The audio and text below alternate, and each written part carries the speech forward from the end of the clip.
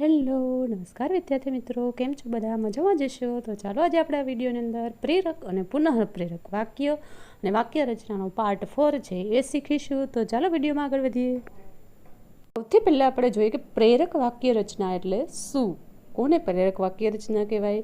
તો એક વ્યક્તિ એટલે કે કર્તા બીજી વ્યક્તિ એટલે કે પ્રેરક કરતા હોય એની પાસે ક્રિયા કરાવે તેવા વાક્યને પ્રેરક વાક્ય કહેવાય છે. એટલે એક કર્તા છે બીજા કર્તા પાસે જો કોઈ ક્રિયા કરાવે તો એને પ્રેરક વાક્ય કહેવાય છે.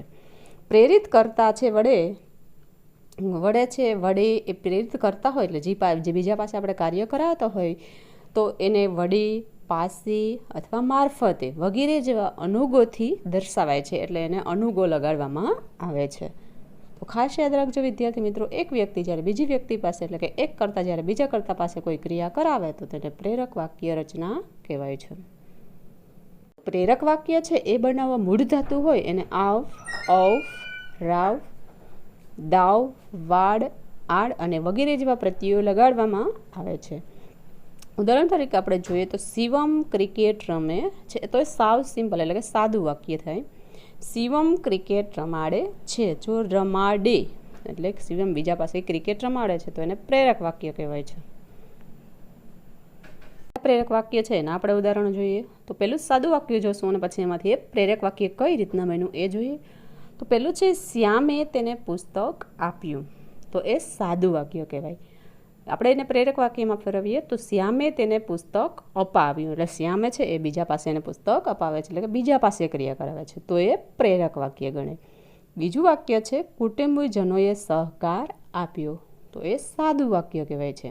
તો આપણે એને પ્રેરક વાક્યમાં ફેરવશું તો કુટુંબીજનો વડે બાને સહકાર અપાયો, એટલે કુટુંબીજનો છે એના વડે એને બાને સહકાર આપ્યો એટલે એક વ્યક્તિ છે બીજા વ્યક્તિ પાસે ક્રિયા કરાવે છે તો એ પ્રેરક વાક્ય બન્યું કહેવાય. આપણે પુનઃ પ્રેરક વાક્ય રચના જોઈએ. પુનઃ પ્રેરક વાક્ય રચના કોને કહેવાય? તો કે એક વ્યક્તિ બીજી વ્યક્તિ દ્વારા ત્રીજી વ્યક્તિ પાસે ક્રિયા કરાવે તેને એવા વાક્યને પુનઃ પ્રેરક વાક્ય કરાવે છે. પ્રેરક વાક્યમાં કેવું હતું કે એક વ્યક્તિ બીજી વ્યક્તિ પાસે ક્રિયા કરાવે છે, જ્યારે પુનઃ પ્રેરકની અંદર એક વ્યક્તિ બીજી વ્યક્તિ દ્વારા ત્રીજી વ્યક્તિ પાસે ક્રિયા કરાવે તો તેને પુનઃ પ્રેરક વાક્ય કહેવાય. એટલે એક વ્યક્તિ છે બીજી વ્યક્તિ થ્રુ એટલે કે બીજી વ્યક્તિ દ્વારા ત્રીજી વ્યક્તિ પાસે પોતે ક્રિયા કરાવે તો એને પુનઃ પ્રેરક વાક્ય કહેવાય છે. અને પુનઃ પ્રેરક વાક્ય બનાવતી વખતે પ્રેરકના ધાતુને ડાવ પ્રત્યે લાગે છે. આપણે પુનઃ પ્રેરક વાક્ય છે એના ઉદાહરણો જોઈએ તો કે મીના પૂજાને કવિતા લખાવે છે. એ પ્રેરક વાક્ય થયું કેમ કે એક મીના છે અને બીજી પૂજા, એટલે મીના પૂજા પાસે છે કવિતા લખાવે એટલે એક વ્યક્તિ બીજી પાસે કાર્ય કરાવે છે એટલે પ્રેરક વાક્ય રચના બને છે. એમાંથી આપણે પુનઃ પ્રેરક વાક્ય રચના બનાવીએ તો શિક્ષક મીના પાસે પૂજાને કવિતા લખાવડાવે છે, એટલે કે શિક્ષક એક વ્યક્તિ થયું, મીના બીજું, અને મીના પાસે પૂજાને કવિતા લખાવે એટલે ત્રીજી વ્યક્તિ પાસે કાર્ય કરાવે તો એને પુનઃ પ્રેરક વાક્ય કહેવાય. શિક્ષક એક મીના પાસે એટલે મીનાની પાસે પૂજાને કવિતા લખાવે એટલે મીના દ્વારા એ પૂજાને કવિતા લખાવડાવે છે એટલે પુનઃ પ્રેરક વાક્ય બને છે. રચના અને પુનઃ પ્રેરક રચના છે એના થોડાક શબ્દો આપણે જોઈએ કે કઈ રીતના એ બને છે. તો સાદી રચના છે પહેલાં, પછી પ્રેરક રચના અને પુનઃ પ્રેરક રચના. તો પહેલું છે રમ છે એ મૂળ ક્રિયાપદ કહેવાય તો એમાંથી પ્રેરક રચના બને રમાડ અને પુનઃ પ્રેરક બને રમાડ. શોર્ટમાં આપણે યાદ રાખીએ તો પુનઃ પ્રેરક વાક્યની અંદર ક્રિયાપદના અંતે છે ડાવ પ્રત્યે લાગે છે. એના પછી છે લખ, લખાવ અને લખાવડવ, વાંચ, વંચાવ અને વંચાવડાવ. એના પછી છે દોડ, દોડાવ અને દોડાવડાવ.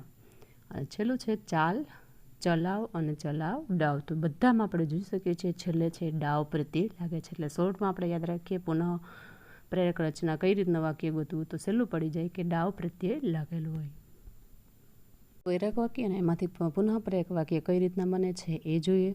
તો પહેલું વાક્ય છે માળીએ ઝાડ કાપ્યું, તો એ સાદું વાક્ય થયું. એમાંથી આપણે પ્રેરક વાક્ય બનાવીએ તો માળીએ ઝાડ કપાવ્યું એટલે માળીએ બીજા પાસે ઝાડ કપાવ્યું એટલે એક વ્યક્તિ દ્વારા બીજી વ્યક્તિ પાસે કામ કરાવ્યું એટલે પ્રેરક વાક્ય બન્યું. પછી માળીએ નોકર પાસે ઝાડ કપાવડાવ્યું એટલે માળીએ છે નોકરની પાસે ઝાડ છે કપાવડાવ્યું તો એ બન્યું પુનઃ પ્રેરક વાક્ય. ત્રીજું વાક્ય છે શિક્ષક લખે છે, તો એ સાદું વાક્ય કે શિક્ષક લખે છે સાદું વાક્ય કહેવાય. શિક્ષક પૂજાને લખાવે છે, એટલે શિક્ષક પૂજાને લખાવે છે, એટલે એક વ્યક્તિ દ્વારા એક છે એ વ્યક્તિ બીજી વ્યક્તિ દ્વારા ક્રિયા કરાવે, એટલે પ્રેરક વાક્ય બન્યું.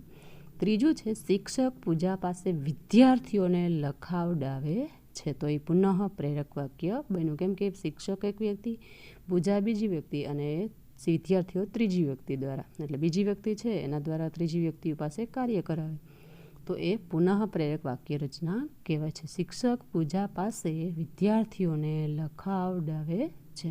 તો અહીં વિદ્યાર્થી મિત્રો આપણે પ્રેરક વાક્ય અને પુનઃ પ્રેરક વાક્ય એના વિશે શીખ્યા છીએ. જો તમને આ વિડીયો પસંદ આવે તો લાઇક કરો, સબસ્ક્રાઈબ કરો અને અન્ય વિદ્યાર્થી મિત્રો સુધી શેર કરો. Thank you for watching this video.